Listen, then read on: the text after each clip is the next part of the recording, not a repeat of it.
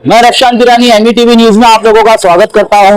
हजरात के साथ मुमरा पुलिस स्टेशन आए, क्या बात है, क्या शिकायत आप लोगों ने दर्ज कराई?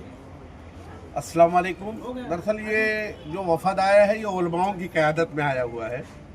संभल में जिस तरीके का हादसा पेश आया, जिस बर्बरियत के साथ 5 मुस्लिम समाज के लोगों को गोली मार दी गई, बेकसूर लोगों को, निहत्थे लोगों पर जिस तरीके से गोली चलाई गई, ये बहुत ही शर्मनाक वाक़या है। कोर्ट का ऑर्डर था, कोर्ट ने पहले भी ऑर्डर दिया था, सर्वे हुआ था।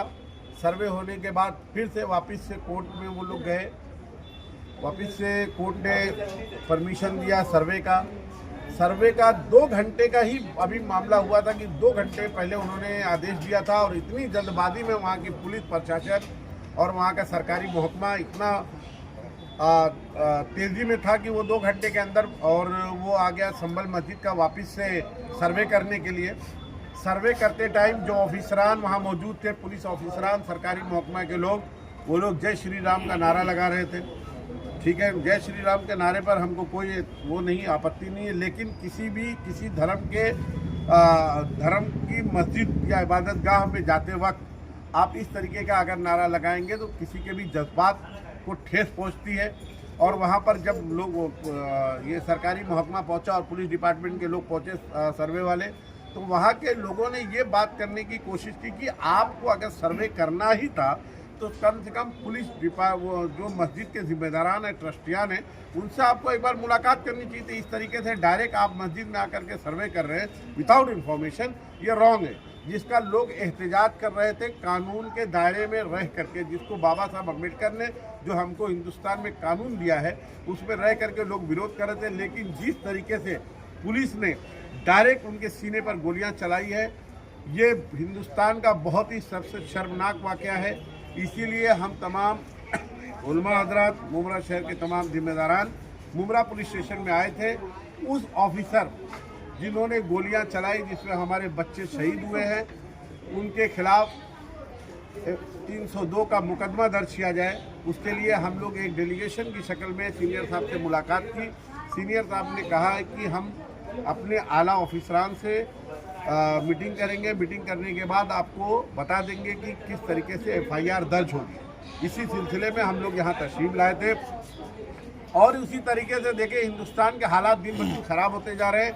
अजमेर शरीफ की दरगाह पर भी इस तरीके का पिटीशन एक दायर की गई है। मेरी सरकारी महकमा से अपील है कि इस तरीके की जो भी पिटीशन दायर करने जाते हैं कोर्ट में, सबसे पहले उनको चाहिए कि वहाँ के लोकल पुलिस स्टेशन में एक इन्फॉर्मेशन दे कि भाई हम फला चीज़, फला मंदिर, मस्जिद के खिलाफ एक पिटीशन दायर करने जा रहे हैं। पुलिस स्टेशन को ऐसा लगता है कि हाँ ये जायज़ है, ये करना चाहिए, तो उनको परमिशन देनी चाहिए। नहीं तो मैं कोर्ट से भी अपील करना चाहता हूँ कि इस तरीके की पिटीशन दायर करके जो हिंदुस्तान की फ़िज़ा और हिंदू मुस्लिम भाईचारगी को ख़त्म करना चाहते हैं, ऐसी पिटीशन को उठा करके फेंक देना चाहिए और ऐसे लोगों के खिलाफ सख्त से सख्त कानून लाना चाहिए। और अगर ये पिटीशन झूठी साबित होती है, क्योंकि उसमें पूरा पुलिस महकमा, पूरा प्रशासन, 2 धर्म के लोग टेंशन में रहते हैं, ऐसे लोगों के ऊपर 302 का मुकदमा लगाकर सरेआम चौराहे पर लटका देना चाहिए, ताकि दूसरे लोगों की कभी हिम्मत नहीं पड़े। कभी अजमेर दरगाह की तरफ कितने लोगों की आस्था है, तमाम हिंदू मुसलमान भाइयों की आस्था जुड़ी हुई है, उसकी पिटीशन दायर कर दिए। और मुझे समझ में नहीं आता कि सारी मस्जिदों के नीचे ही सारी चीज़ें मिल रही हैं। ये कौन सा दौर आ गया? कौन लोग हैं वो लोग जो इनको शय देते हैं? बहुत शर्म की बात है, ये हमारे लिए बड़े अफसोस की बात है। ऐसा लग रहा है कि हमारे साथ हम लोग कहाँ जाएं, हमारे साथ तो ऐसे नहीं। मैं बार बार कहता हूँ, देखिए, इसलिए बार बार कहता हूँ, तुम्हारा मुहाफिज सिर्फ अल्लाह के सिवा कोई नहीं है। अल्लाह की रस्सी को मजबूती से पकड़ो। हमने क्या किया, अपना ईमान दूसरों के हाथों में रख दिया है, इसलिए हमारे साथ ये वाक़या पेश आ रहा है। इसलिए हम पुलिस स्टेशन में आए थे। हम इंशाअल्लाह पूरी कोशिश करेंगे FIR दर्ज कराने की। सबसे पहले आपका नाम बताइए, कौन सी जमात से ताल्लुक़ रखते हैं आप? शब्बीर अहमद क़ासमी, मैं उलमा देवबंद से ताल्लुक़ रखता हूँ। आप भी पुलिस स्टेशन आए थे? जी, हम इसी संभल के मामले को लेकर के आए थे। जब एक बात बावर करा दी गई थी कि भाई 1947 से पहले की जो भी इमारतें हैं उनके ख़िलाफ़ कोई कार्रवाई नहीं होगी। 1991 में बिल पास हो गया था, इसके बाद कोई कार्रवाई नहीं होगी। फिर याचिका दाखिल करके और उस पर इमीडिएटली कार्रवाई करना, ये जो है सरासर जुल्म और ज़्यादती। ये ख़ास करके एक ही तबके के लोगों को जो है डायरेक्ट फायरिंग करना। हालांकि पुलिस को ये इख्तियार है, अगर वो चाहते तो दूसरे तरीके से मजमे को मुंतशिर कर सकते थे। आंसू गैस छोड़ते या पैर में गोली मारते, सीधा जो है सीने पर गोली मार करके नौजवानों को शहीद कर दिया गया। इस सरासर जुल्म और ज़्यादती। दूसरी बात ये कि भाई ख्वाजा गरीब नवाज़ की दरगाह 800 साल पुरानी दरगाह है, सारे लोगों की आस्थाएं उससे मुंसलिक हैं। सब लोग जानते हैं कि बहुत पुरानी जगह है और 1991 में बिल पास यानी ये कानून पास हो गया था कि किसी भी इमारत की सर्वे नहीं की जाएगी। लेकिन फिर ये जो है याचिका जिसने दाखिल किया, फ़ौरन उस पर एक्शन लिया गया। सुबह 6:30 बजे ही जो है SI की टीम पहुंच गई। सर्वे के लिए किसी को इत्तला भी नहीं दी गई और पता नहीं कि कैसे कैसे लोगों को लेकर के गए और वहाँ जो है मजमा ने इंतशार करना शुरू कर दिया। और वो जो लोग आए तो उन्होंने कहा कि भाई पत्थरबाजी किए। पत्थरबाजी क्यों किए? पत्थरबाजी करने की कोई वजह थी?